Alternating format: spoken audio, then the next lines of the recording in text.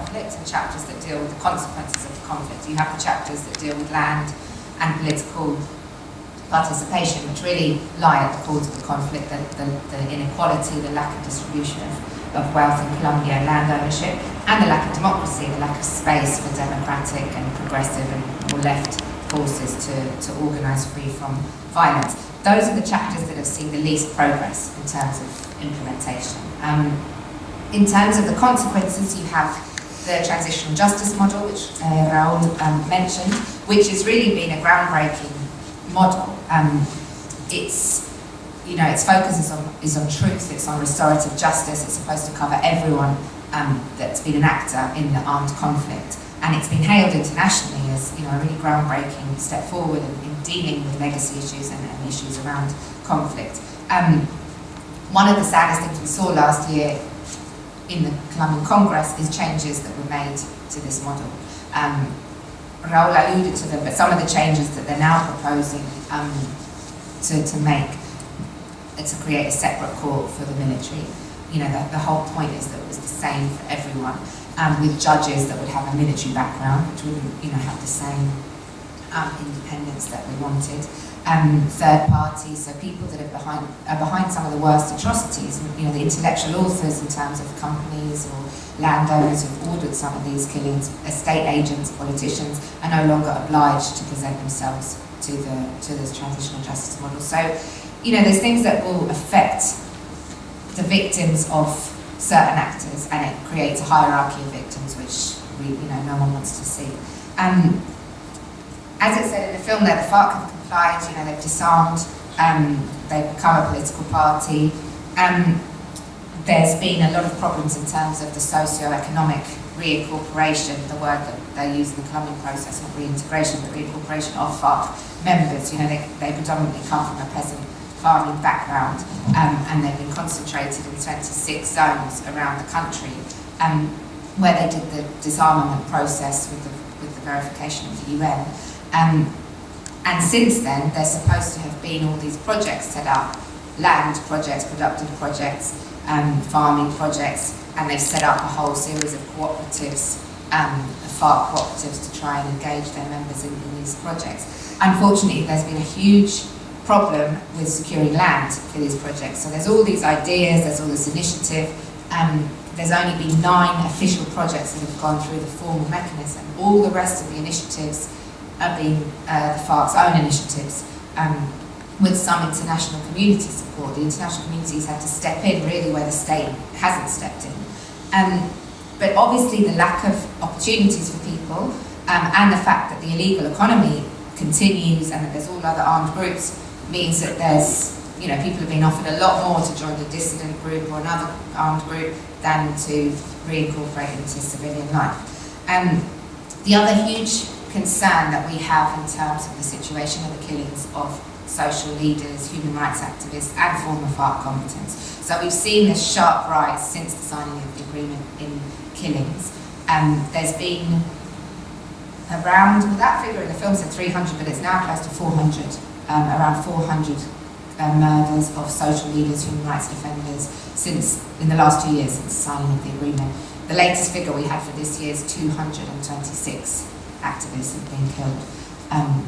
These people would be local leaders, people defending land from mining, from different sort of economic projects. There would be a lot of cocoa farmers that have signed up to the crop substitution program, which is another groundbreaking element of the peace agreement, is a roadmap to finally deal with the whole issue of coca and the drugs trade, where peasant farmers are supposed to be giving subsidies and infrastructure in the countryside and to replace their crops with legal crops. We've seen, tens of thousands of families have signed up to these programs, but then they haven't received the infrastructure and the services to be able to have an alternative.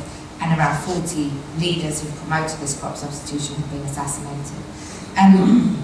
And others would be human rights defenders, people involved in implementing the peace process. In terms of the perpetrators, it's quite a complex array of groups in the regions that are carrying out these killings. We've also seen 84 former FARC combatants being assassinated. If you put that into the context of another peace process or obviously it's not comparable, but Ireland, or, other processes, 80 people who've disarmed, who've entered the process, have been assassinated. Some of them very clearly for political reasons, others would be for other reasons, but if you saw in the meeting with the sort of victims in the film, the woman that spoke about, she was talking about her son who'd been killed after he was at a meeting organising the FARC's campaign to take place in elections. And as the film mentioned, and as Christine mentioned, one of the biggest crises we've seen is the imprisonment of Jesus Beach. This is him. He was one of the key negotiators from the FARC in the peace process. He's really the architect behind the land chapter of the peace agreement from the FARC side. As you can see there, he's blind. And he's a really symbolic figure in the FARC. He was one of their chosen 10 members of Congress to enter Congress in July this year. In April, he was imprisoned after an arrest warrant from a New York court ordered his arrest and his extradition on what I would say, and what a lot of people say, are trumped up drugs charges. They charged him with conspiracy to traffic 10 tons of cocaine to the US. The DEA is involved in this. And there's been no evidence provided. He's been in prison now for over 7 months. He's in isolation. He was locked up for 23 hours. He's locked up for 23 hours a day in a cell. He has 1 hour where he's allowed into the patio, but he's not allowed any interaction with anyone else. He's on his own. And he's blind and he's epileptic, and the disabilities that he has would mean that he should be given other conditions, but he's in the maximum security wing of the men's prison in Bogota. I went to visit him 2 weeks ago.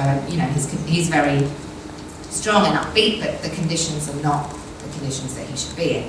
This arrest has caused a huge crisis in the peace process. Ivan Marquez, who you saw that was in the meeting with us, who was the lead negotiator, he left Bogota. He refused to take a seat in the Senate because he said this shows that there's a lack of guarantees for security and legal guarantees for the FARC to take part in politics.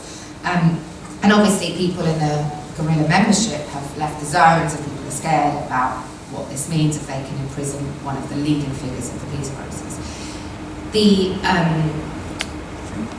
transitional justice is a very complex legal case, and I won't get into all the details, but the transitional justice model is only for crimes committed before the peace agreement was signed, but because anyone could just accuse the FARC of doing something after the peace agreement was signed, the transitional justice model has jurisdiction to review the evidence initially, and they still haven't received any evidence.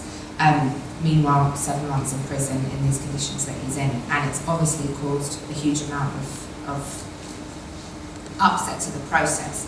And we're campaigning very strongly for him to be released, but also for the transitional justice model to have the autonomy and the independence to operate, because they're under a huge amount of political pressure from the far right in Colombia, which affects the process as well.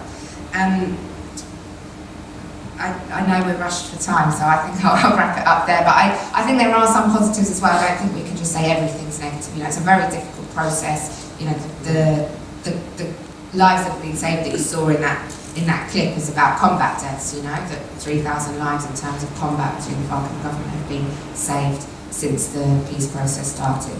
I think another positive is the international community's involvement. You see a lot of involvement from the EU, a lot of involvement from the UN.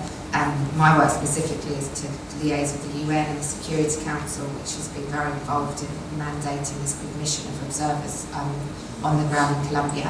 And despite, obviously, the state-to-state relations, there is a lot of concern from the international community about the killings, and that's sort of rising up the agenda, I think. But there's still a long way to go. I don't think everything is lost. The peace agreement is a roadmap that we need to safeguard, and the integrity of the agreement has to be protected. It's a historic opportunity for Colombia, and there's things in that agreement that, it's not a revolutionary agreement. The FARC stepped back from a lot of their political aims in terms of the agreement, but it's a realistic roadmap for solving some of the structural causes of the conflict, and I think we need to get behind it and show people that the disarmament of the FARC isn't the success of peace. That there's all these other groups, there's illegal economies, there's all other things that are happening, and the FARC isn't the cause of this conflict. So the fact that they're a political party has to be celebrated, but it doesn't mean that there's a sustainable peace in place. So thank you very much for your time, and I hope you get involved in Justice for Colombia. There's a stand downstairs in the campaign, and it does make a difference because the Colombian government listens to the international community. It's a point of pressure that can make a difference. So thank you.